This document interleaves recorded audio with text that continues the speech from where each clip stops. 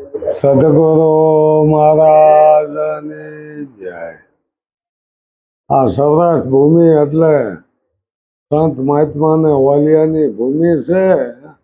આમાં તો અનેક વાલિયા થઈ ગયા. સૌરાષ્ટ્ર કયો, ગુજરાત કયો, જો કે ભારત દેશ કયો, તો સંતો આટલા સમજાવતા સમજણ કેમ ન આવે? એનું મૂળ કારણ અંધશ્રદ્ધા છે. આપણે આખા ભારતમાં અંધશ્રદ્ધા જેટલી હાલે છે એટલી અંધશ્રદ્ધા બીજા કોઈ દેશમાં નથી, અને સુખી છે.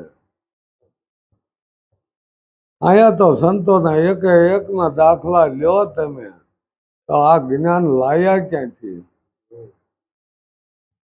તિરુવલ્લુવર કયો કે જેની એવી ખ્યાતિ પડે છે કે કોઈ દી ક્રોધિત થાય. એટલે અમુકને ક્રોધમાં લાવવામાં, એને ક્રોધ કરાવવામાં ઘણા મહેનત કીધી હોય, અને તઈ એનું નામ બહાર પડી ગયું કે સંત તિરુવલ્લુવર કોઈ દી ક્રોધિત થાય નહીં. એટલે કોઈ અમીરના દીકરાને એવો અહમ કે એને તો હું અભિહાલ ક્રોધિત કરી દઉં, તો એમનો ધંધો હતો હાડગું વણીને વેચવાનો. આ એમનો મેન ધંધો, ને હાડગું લઈને ગામડે ગામડે ફરતા હોય, વેચતા હોય છે. કઈ આ અમીરના દીકરાને એવું અહમ આવી ગયો કે ક્રોધ તો હું એમને અભિહાલમાં વણી દઉં. તો કે ઘણા સંતોને દેખ્યા જ નથી, સંતોની ખબર નથી. એને એવા અહમ હોય છે કે આને હું ક્રોધિત કરી દઉં. એટલે સંત પાછી આવી અને એવું કીધું કે ભગત, આ હાડીની શું કિંમત? કે એક મુદ્રા, 1 રૂપિયો. તો મારે તો અડધી હાડી લેવી છે. એટલે 1 હાડીના 2 ભાગ કરીને કે હાલે ભાઈ, કે એમ કરો ને, મારે તો હજી એની અડધી લેવી. એટલે બીજી એને વળે ભાગ કરી દીધો. વળે પાછું કીધું કે મારે એની અડધી લેવી. તો એનો કીધી દીધો. એમ કરતા કરતા આપણે બોય પટે હોય ને એવા લીરા કરી નાખ્યા. બસ કે આટલો આપો. કઈ સંત એવું બોલેલા કે ભાઈ આ લીરો તારે કાંઈ કામમાં નહીં આવે. હવે ભલે આઈ નાઈ રહ્યો હું એ લીરાના વળે દોરા ઉખાળે, આ બધા લીરાના દોરા ઉખાળે અને બીજી હાડી બનાવી વાળે. એટલે મારે તો એની કિંમત આવી જાય છે, પણ તને આ લીરો કાંઈ કામમાં નહીં આવે. તેથી એ પગમાં પડી ગયેલો. હવે આ જ્ઞાન કેવું? અત્યારે સોટેલી ઊંચી થઈ જાય, બાપા કાંઈ કહેવાતું નહીં, સંતો થઈને ફરે છે પણ કાંઈ કહેવાતું નહીં. આ એકનાથજી મહારાજ જોવો, એ જ્યારે કહેશે કે એ ગંગાજીનું નીર લઈ અને શિવજીને ચડાવવા આખો સંઘ હાલ્યો જાય છે.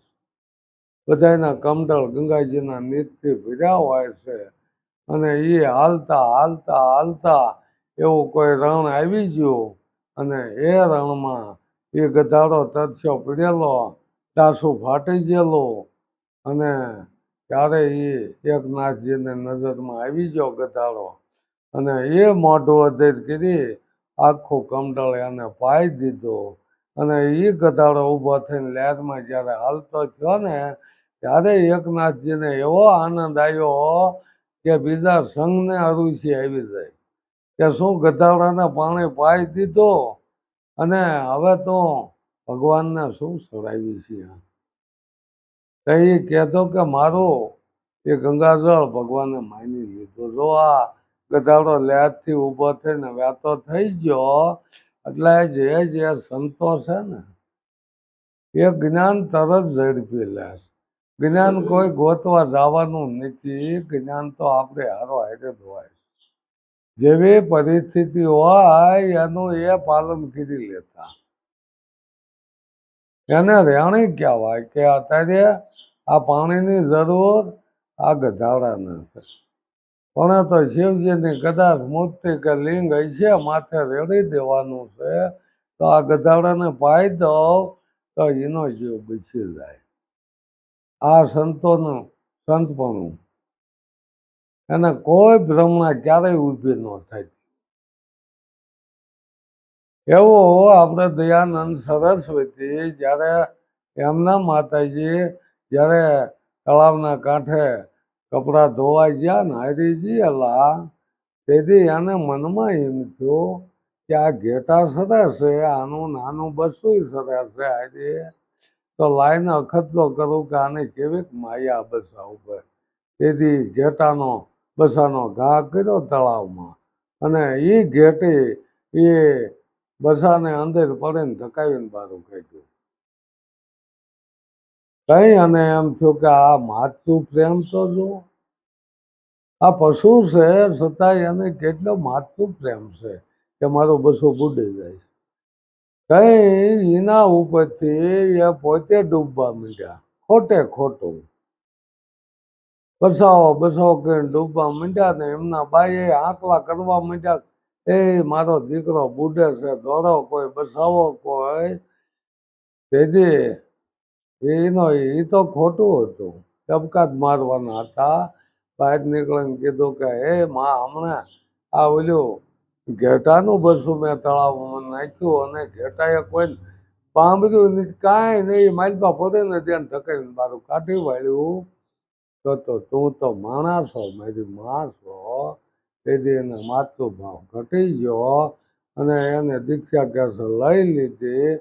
અને એક દાખલો એવો છે કે જ્યારે શિવજીના મંદિરે ગયા, કઈ એ શિવજીને લિંગ જે હોય ને એ નીચે થાળું હોય, ત્યાં ઉંદરડું રખડતું, માથે લીંડા કરી ગયેલા શિવલિંગ માથે. તેથી એને એમાંથી નહીં ભાવ ઉઠી ગયેલો કે આવા તો ભગવાન ન જ હોય, જેની માથે ઉંદરડા લીંડા કરતા હોય, તો આવા ભગવાન ક્યાંથી હોય. આવા આપણા આગળના સંતોના દ્રષ્ટાંતો પડ્યા છે. છતાંય અત્યારે મંદિરો એટલા બધા, આશ્રમો એટલા બધા. તો કારણ શું છે કે હાસું સમજાણું નથી. નકનજી આ આપણા સંતો એવી વાણી ન કાઢી શકે કે મનસા મારણી ગોરખ જાગતાને છે, જાગતાને છે તને મળે નિરંજન દેવ. પથ્થર પૂંજે હરી મળે તો મેં પૂંજું ગીરી રાય, એ પથ્થરની સખી બની અને પીસી પીસી જગ ખાય છે. કદાચ ઘંટીના પડ બન્યા હોત તો માણસોને કાયમ લાગે. એનો લોટ એમાં દળાઈ અને એ ખાત. આ મૂર્તિ ન બની હોત ને, પડ બન્યા હોત ને ઘંટીના, તો માણસનો ઉપયોગમાં આવે. માલણ લાવી ફૂલ એને કળીએ કળીએ જેવ, એ ફૂલ તો શિવને સડે અને એ શિવ તો છે નિર્જીવ કે એ તો નિર્જીવ છે.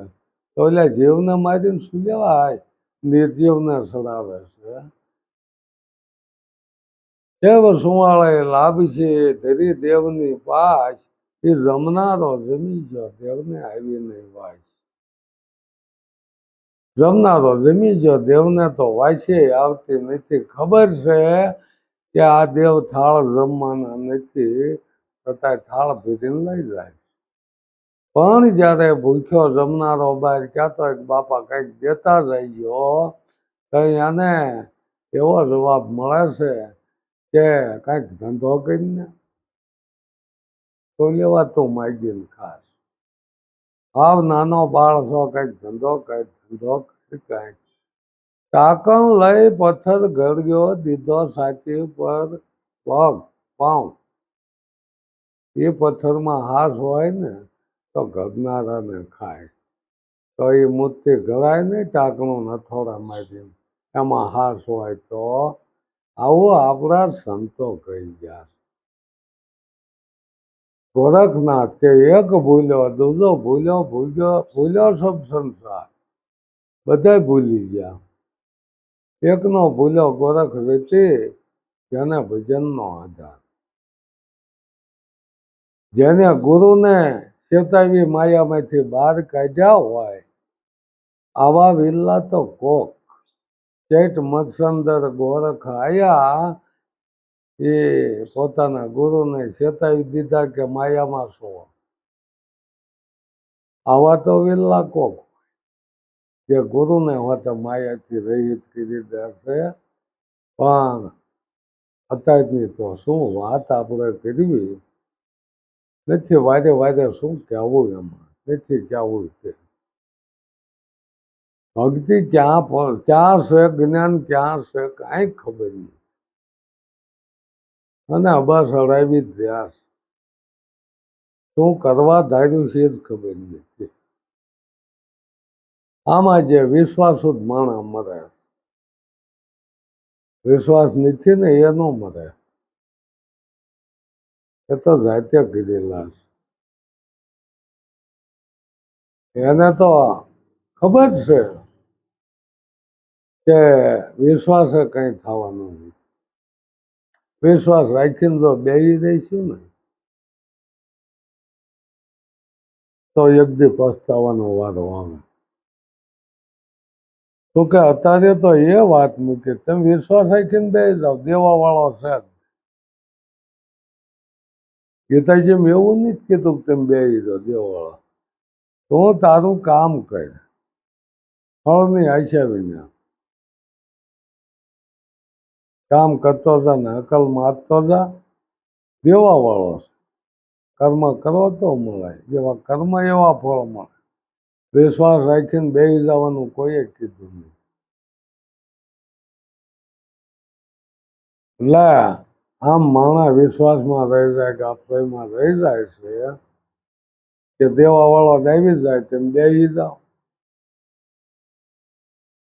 તો બેસી જાય ત્યાં તો ભગવાન મળી જાય તો આશ્રમ સ્થાપવાની શું જરૂર, મંદિર બનાવવાની શું જરૂર? તો બેસી જ જવાય ને. ભૂખ્યા દેવીઓ તો કે આપણે એવું બોલ્યા ને કે એટલે અહીંયા દેવા વાળા ન આવે. ઈશ્વર પૂરું કરશે કે કરવા દો. આપણે બોલીએ, તારી બોલી કે તને નડશે રે. મારવાડ દેશના વણઝારા તું બોલ્યો છો કે ભાઈ આમાં લૂણ પીધું, તો લૂણ જ થાય છે કે બીજું શું હોય? તારી બોલી તને પડશે. એમ આપણે હાકરનું લૂણ કરીને બેસી જાય, બોલીને. તો કે જે ક્યાણી છે ને, ક્યાણી મિશ્રી ખાય, પણ ત્યાં રેણે તો તાતા લો કીધા. એવી રેણી પાળવા વાળા વિરલા કોક છે. આવી રેણીઓ જો પળી જતી હોય ને તો રાતે ઈ સાથે. હે રાત મહેનત જિંદાબાદ, મહેનત માગે. અહીંયા બુદ્ધિ ન હાલે. બુદ્ધિ વાપરશો ને તો બુદ્ધિ કામ લેવામાં કપટ આવી જાય. બુદ્ધિ અને કપટથી થાય ભેગું, બહુ થાય ભેગું. બુદ્ધિના કપટથી તો માણસો અત્યારે અરબન ખરબોપતિ બની જાય. પણ એક જ દાન કહે છે ને કે એક દાન કલંક લાગ્યું ને તો ભૂમિથી નહીં ભારી પડી જાય. ભૂમિથી ભારી કે કોણ? કે આ કલંક છે એ ભૂમિથી નહીં ભારી છે. પાપ એ ભૂમિ ભારી. કલંક કાજળથી કાળું, કાજળથી કાળું તો કે એ કલંક છે. અને ભૂમિથી નહીં ભારી એવું આ પાપ. ક્યાં સુધી કરવાનું પાપ પુણ્યની ખબર ન હોય અને જો જ્ઞાન કરવા બેસી જાય તો આપણે જેવા કોઈ નફટ તો કે નકરું કપટ જ આજથી ભેગું જ કરવું હોય એના માટે કોઈ ચાન્સ નહીં. અને આજકાલનું નહીં, આ કપટ તો પહેલાંય થયેલું. હવે કોઈ આજકાલનું નથી કે કળિયુગ આવી ગયો ને આવું બને. ચાર યુગે કોઈને માણસોએ બનાવ્યા, કોઈને બનાવ્યા, કોઈ ભગવાને નથી બનાવ્યા. ચાર યુગે માણસોએ બનાવ્યા. અને હાસા ચાર યુગ તો જે બાળપણ છે ને એ સતયુગ છે, જુવાની એ ત્રેતા યુગ, આધેડ એ દ્વાપર અને વૃદ્ધપણું એ કળિયુગ. કળિયુગમાં પૂરું થઈ રહે. પણ અત્યારે એવો કોઈ યુગ નથી. અત્યારે સતયુગ છે. સતયુગની શરૂઆત થાય છે એવું દેખાય આપણને. આ બધી સુવિધા એટલી છે કે કોઈ જ્યારે માણસ દુઃખી ન હોય ને એનો સતયુગ કહેવાય. પણ પૈસા અને પરપંચમાં દુઃખી થતા ને એના માટે કોઈ વાત નથી. ટક સાંડી જાય એવો જમાનો અત્યારે નથી. ભૂખ્યા મરી જાય તથ્યા મરે એ જમાનો જ નથી. તો એમ જોવા ને તો એ ભગવાનથી જે આગળ ઉપરથી નથી બન્યું ને અત્યારે બની રહ્યું. વિમાન ઉડાડ્યા, મોબાઈલ બનાવ્યા અને ઠેઠ નર્મદાનું પાણી કચ્છમાં પુગાડ્યું. અરે વાડ્યું ન પીવા કાંઈ નહીં, વાડ્યું પીવે છે પણ ન પીવા પણ માણસ તરસ્યો તો ન રહે ને. જે લેખે પાણી દરિયામાં વહી જતા એ પાણી અત્યારે આપણને મળી રહે. અને એ જો આપણે સપનિયાની વાત કરવી ને તેથી તો એ નહોતું, પાણી ક્યાંય નહોતું. પાણીનો કોઈ બસાવ જ નહોતો કર્યો.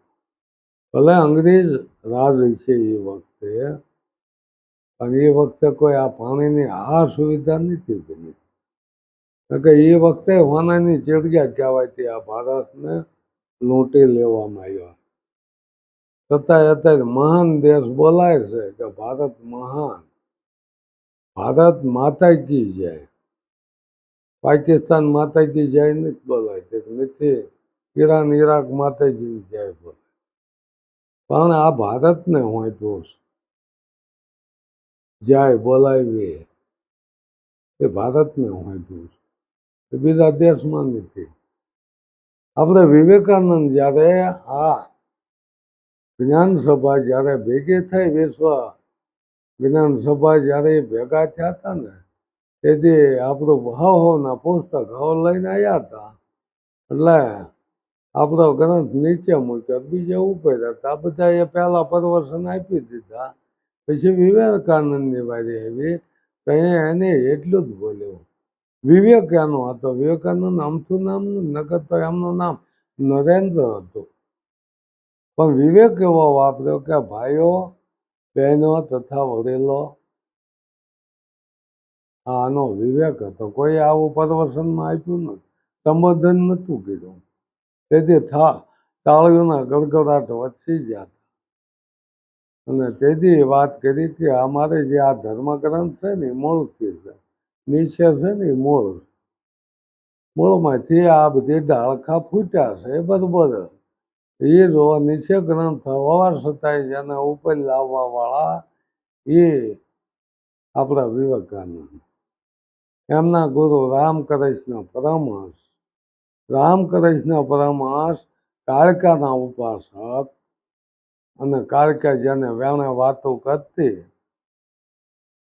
ટૂંકમાં સપનામાં આવતા હોય, તેથી એનાય ગુરુ તોતાપુરીએ એવું કીધેલું કે તારે આ કાળકાનું મસ્તક ઉતારવું જોઈશે.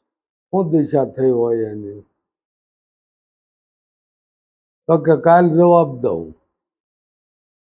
જ્યારે એ કે કાળકાના સપનામાં વાત કરતા જે હોય એમને પૂછવામાં આવ્યું કે મારા ગુરુ આવું કે કાળકાનું મસ્તક તારે ઉતારવું જોઈશે.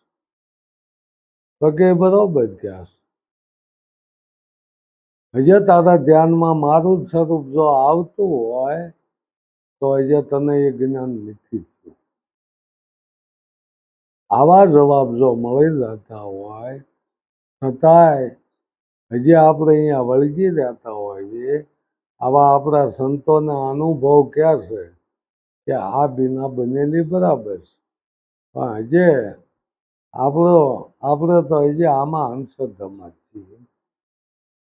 હજી અંધશ્રદ્ધામાં મુક્ત નથી થયા અને બીજાને કેમ કરાવશું? એટલે વાતું, અને વાતું કહેવાય છે.